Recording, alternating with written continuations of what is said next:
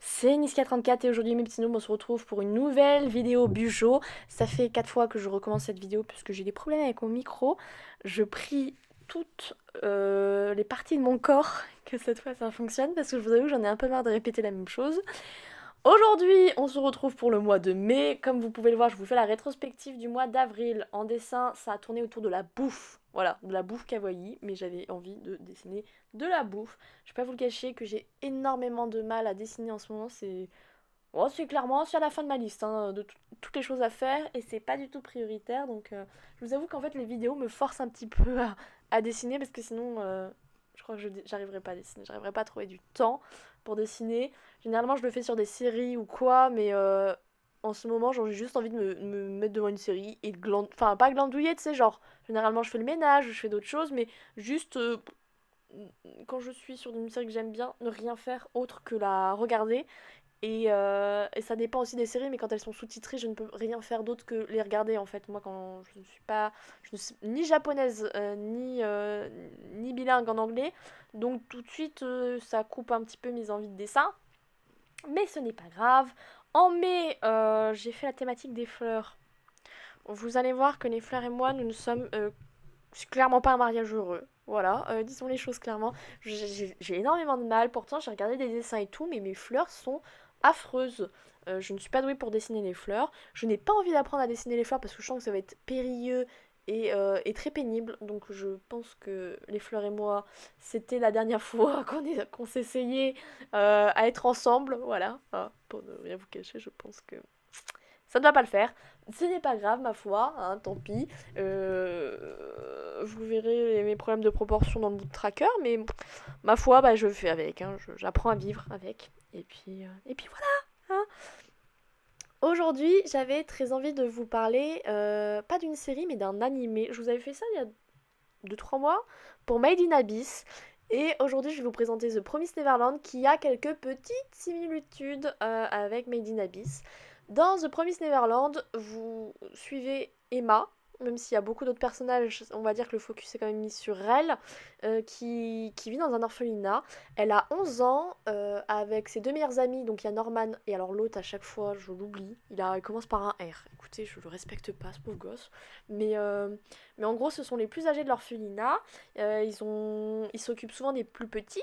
La personne adulte qui gère l'orphelinat, il l'appelle maman.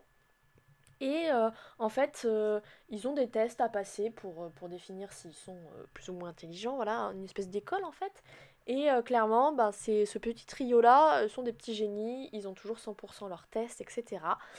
Faut savoir qu'à l'âge de 12 ans, en fait, ils sont forcés de partir à l'orphelinat s'ils n'ont pas trouvé de famille avant. Et donc on va les suivre, et notamment Emma et Norman, quand ils remarquent qu'une des petites est partie sans son doudou. Donc ils vont en fait aux frontières de l'orphelinat qui est entouré en fait de murs avec un portail. Et c'est via ce portail en fait que tu quittes définitivement l'orphelinat. Et quand ils arrivent au portail, ils vont découvrir qu'en fait, les enfants ne sont pas adoptés. Les enfants sont mangés. Voilà, je n'en dirai pas plus parce que je vais vous laisser la surprise et sachant que c'est le premier épisode, hein, donc je vous ai pas spoil, ne vous inquiétez pas. Mais en fait, ils apprennent que tout ceci n'est qu'un mensonge et que leur but, ça va être de s'enfuir. Voilà, hein, parce qu'ils n'ont pas envie d'être mangés, ce qui est compréhensible. Et donc, ils vont essayer de s'enfuir de cet orphelinat et on va suivre en fait toutes leurs aventures. Je vous avoue qu'en fait moi de base je m'attendais à ce qu'ils partent genre au deuxième épisode de l'orphelinat. Alors non, ça va être toute cette première saison, ils vont essayer de s'enfuir.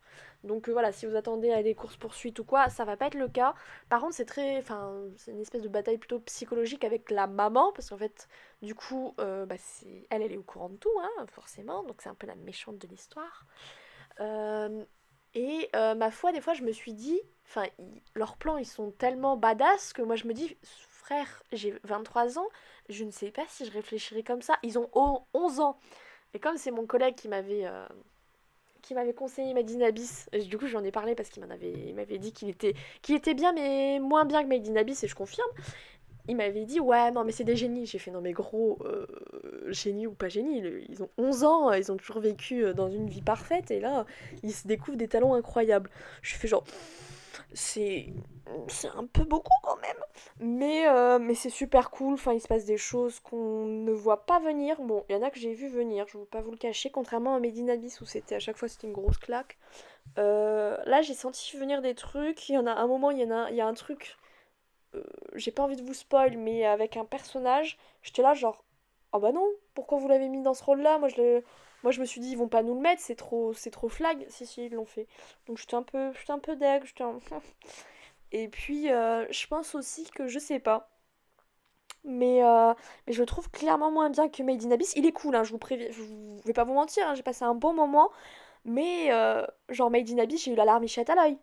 Hein, j'ai eu la larme qui a coulé. Et moi, il faut savoir que je ne pleure pas très souvent quand même sur les films, les séries ou les animés. Un peu sur les livres, et encore maintenant, c'est de plus en plus compliqué pour qu'on me tire une larme.